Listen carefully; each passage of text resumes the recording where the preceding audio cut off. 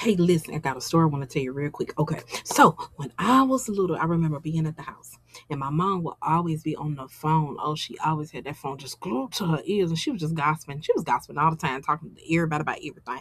I heard things I wasn't supposed to hear, but that's how she did. And so, anyway, she would always be on the phone all day, sit around, look at soap operas, and then right before my dad's come pulling up in that yard when he getting off of work, she go run in that kitchen and act like she been slaving and doing stuff all day besides just sitting down, and just doing nothing. So anyway, I remember she was on the phone or she messed up. It was something she did. She made a mistake. She messed up. Whatever. I'm little. Think nothing about it. But it became a problem because she was talking to my dad about something. He asked her a question and she blamed me for something I didn't have anything to do with. She lied on me. And I remember when I heard it and she said what she said. I can't really remember what it was that she said, but I remember it was a lie that stood with me. And I told my dad, I said, Daddy, Mom's lying. Oh, he looked at me. He said, That's your mama. Don't you say your mama lying. That's your mama, girl. You know, I got in trouble for telling him that mama was lying, but mama was lying. But I was a little girl. But I was like, I was so hurt. I was so upset. And I couldn't really understand why was my mom lying on me to my dad saying I did something that I didn't do. And I remember that little grin that she had. It was like this little evil little troll grin. Little did I know. Little did I know that just set the whole dynamic for how the whole relationship that my life was going to go with her. Yes, she wound up being a religious narcissist, projecting things on me anytime something happened, or if I did something wrong or something she didn't like, she would get on the phone and she called my siblings and talk about me, or I hear her talking about me to whoever these people were on the phone that she called her friends. But she would always talk about me, and that would hurt me so bad, and she just didn't care. And so I remember when I got older, my siblings and I, particularly, I believe it was one of my sisters and my brother, when I got like older, I found out that one of them told me that they had hated me because of all the things that she was saying and how she was just embellishing stories, and that they actually hated me. But that right there didn't come just from her, because they were jealous of me even when I was in her womb. That's a whole different story. But anyway, her lying on me, just embellishing stories, that set the precedent that lies were acceptable. And my dad, he didn't do what I believe in doing today, which is trust but verify and pay attention. But he was working, he was the breadwinner, and he was just focused on working, and that's what he did. And he provided for the house while his wife had free reign of the house. So he really didn't know a lot of things that was going on that she hid from him. Yeah. So anyway, that particular dynamic kept going on and on. She would cause division between me and my siblings and other people, saying stuff, and they would like basically backbite you, go behind your back, talk about you to other people. But I was the one that always sought for the truth, and I asked questions. So if I heard something that wasn't quite right, I would go to them and say, "Hey, this isn't right, and this is what happened," or I don't like that was said because it wasn't true. But anyway, I would go to the person. I wouldn't do all the little stuff or whatever. And they labeled me messy because I went straight to them. So because I wasn't doing the backbiting thing, I wasn't going behind folks' back, I wasn't bearing false witness.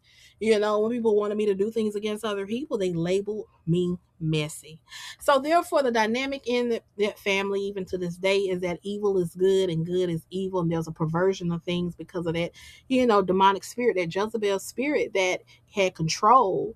That spirit used my mother to just set forth a dynamic. And as the words say over in Proverbs, that a foolish woman tears her own house down with her hands. A wise woman will build it up. Well, she tore it down, blew it up to smithereens as she did. But I didn't come just to talk about her. I came to talk to you about labels. Because of that label, and throughout my life, and even when things came up, it beat me down to the point where I began to get silent and wouldn't even speak out about a lot of things. And that's what the enemy wants. See, that's an area where the Father is using me in my voice. And the Jezebel spirit seeks to silence the voices of the prophets, or prophetic people. And so I wound up just diminishing myself, allowing myself to just feel small. Basically, within that family dynamic, especially at that time with my mother, I was tolerated to a certain extent, but I wasn't celebrated. And so the very quality or the very gifting that the Father placed in me for his use, it was not, it wasn't invested in, but I was taught that it was wrong and it wasn't good. And I needed to just shut my mouth because I was messy when I wasn't. I was a truth teller. Yeah. If some of you listening to this, you probably can already tell in that dynamic, I was what they would label in a narcissistic dynamic the scapegoat. So everyone projected everything on me, especially my mother, especially my sister, or whoever else. Everything, all the mess was projected on me.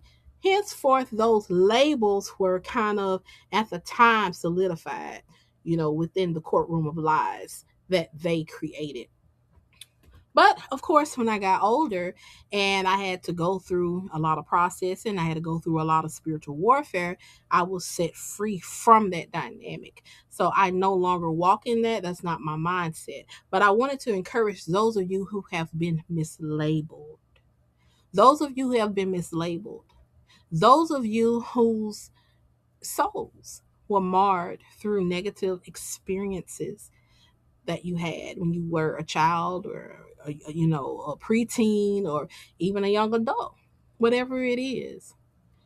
Don't allow the enemy to cause you to wear labels that don't belong to you. Take those labels off in the name of Yeshua. Take them off, because Yahuwah sent his son. He sent his son to die for our sins. He sent his son so that we could have a way to be redeemed back to the Father. So we are wearing his image. The blood of Yeshua covers us, cleanses us, is on us. We are no longer that old man or whatever other people tried to place on us or whatever we tried to place on ourselves that was not in alignment with who Abba Yah called and created us to be. Take those labels off. They don't belong to you. Don't wear them. And for those of you who are struggling with your voice because other people have placed duct tape on your mouth, tried to muffle your voice when you tried to speak the truth, and even speaking, you were speaking the truth. You wasn't mean, but you were speaking the truth. Don't keep operating that way. Don't allow your past, don't allow lies to continue to keep you down and from doing the will of Yah. Don't do that, because that's what the enemy, that's what he wants. And that's what all of that came to do. It's not so much as looking at those people, because we wrestle not against flesh and blood. But it was just the demonic entity, that principality that was, coming against you before you even really knew what it was. You probably didn't know what it was until now, until you heard it. Now you're gonna go back and think about that thing. Yeah. Yeah. So whatever area you were severely attacked in, usually that's where you will discover that that's a place in Abba Yah that he wants to use mightily. And so let him use you in that area. Take the labels off. They don't belong to you. Live. Look up and live. Live in him. It is in him we live, move, and have our being. Remember that. You don't belong to your past. You don't belong to any of those lies. You don't belong to any of the negativity. You don't belong to any of the perversion. None of that. You don't belong to the devil. You belong to Abba Yah. That's who you belong to. So walk in it. I love you. Bye.